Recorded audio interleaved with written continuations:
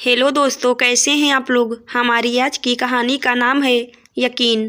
माँ, मैं सच बता रही हूँ। कल रात रोहित भैया स्नेहा भाभी के लिए एक बड़ा पैकेट लेकर आए थे। लगता है उन्हें घर का खाना अच्छा नहीं लगता है। मुझे पूरा यकीन है कुछ खाने पीने का ही सामान था। अब आस पड़ोस के देखने वाले तो यही कहेंगे आप बहू को खाने को नहीं देती, इसलिए पति छुपाकर अपनी पत्नी के लिए चीजें लाता है। माँ, बदनामी सिर्फ आपकी होने वाली है, अभी रोक लीजिए वरना। बेटी अंजलि ने अपनी माँ को मिर्च मसाला लगाते हुए बात बताई। प्रेमिला जी कान की जरा कच्ची थी, तुरंत अपनी बेटी की बातों में आकर चिल्लाईं, ऐसा क्यों भला, हमारे घर में तो सब कुछ बनता है। मैं तो स्नेहा बहू का कितना ख्याल रखती हूँ, उसके खाने पीने पर कभी पाबंदी नहीं लगाती, बल्कि कितनी बार वो अपनी पसंद का खाना खाती है। और तो और कितनी बार तुम लोग ऑनलाइन पिज्ज़ा पास्ता भी मंगाते हो, मौके पर बाहर जाकर भी खाते हो, फिर क्यों अच्छा नहीं लगता होगा। और मैंने स्नेहा को पहले ही समझा दिया था, हमारे घर में कुछ भी छुपा कर नहीं आएगा, जो आएगा सबके सामने आएगा।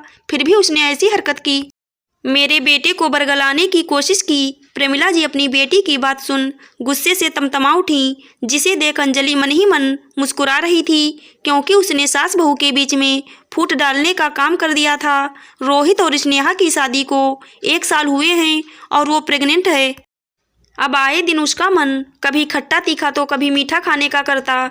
कभी कभी खुद का बनाया खाना भी उसे पसंद नहीं आता तो दही अचार से रोटी खाकर भी संतुष्टि पा जाती थी, तो कभी पूरी हलवा से ही खाती थी। वह अपनी भाभी की इसी परेशानी का फायदा उठाकर अंजलि ने उसके खिलाफ अपनी माँ के कान भर दिए। क्यों, आइए जानते हैं।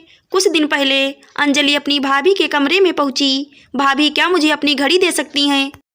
मुझे कॉलेज पहनकर जाना है, शाम को लौटा दूंगी। स्नेहा एक बहुत ही सुलझी व्यवहारिक लड़की है, इसीलिए उसने अपनी ननद को बड़े प्यार से बोला, अंजलि बुरा मत मानना, वह घड़ी मेरी मौसी अमेरिका से लाई हैं और मुझे बहुत पसंद भी है, वह मैं तुम्हें नहीं दे सकती। तुम चाहो तो कुछ और मांग लो।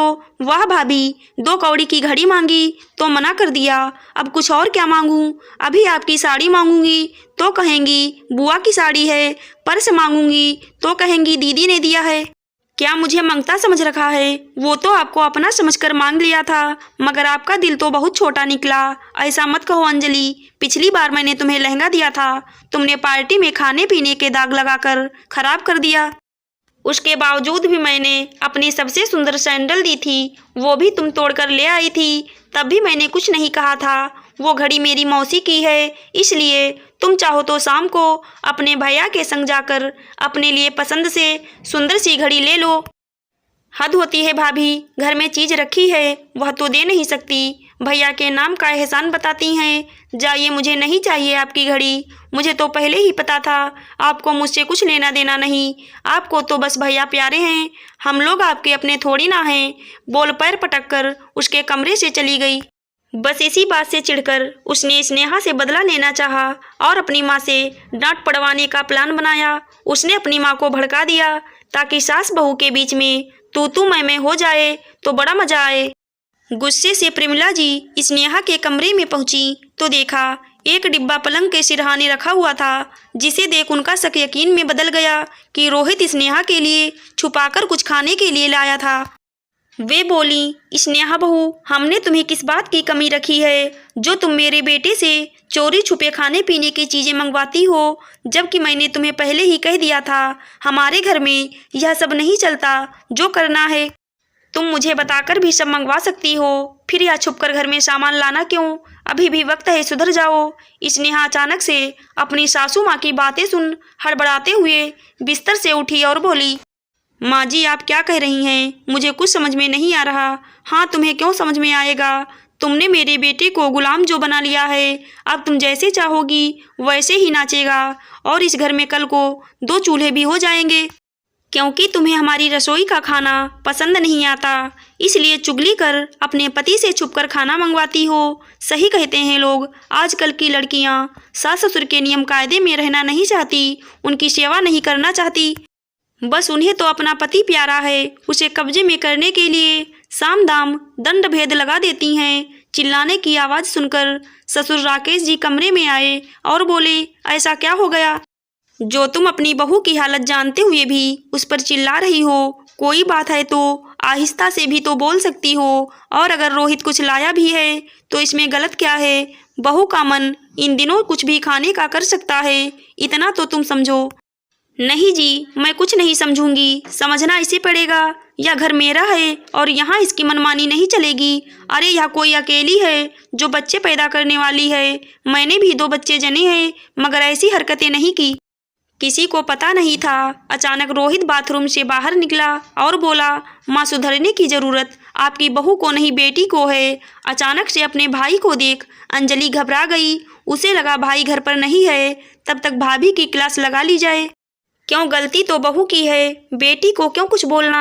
माँ आप तो जानती हैं स्नेहा को कभी भी एसिडिटी और अपच हो जाती है। कल रात को खाना खाने के बाद उसे उल्टियाँ हो गईं, फिर भी वह चुपचाप सोने की कोशिश करने लगी। अचानक से बोली, कुछ मीठा मिल जाता तो मुंह का स्वाद ठीक हो जाता। मैंने सोचा आपको जगाकर आटे का हलवा बनवा लूं, पर देखा आप सो रही थी, इसलिए मैं खुद उसके लिए गाजर का हलवा बाजार से ले आया।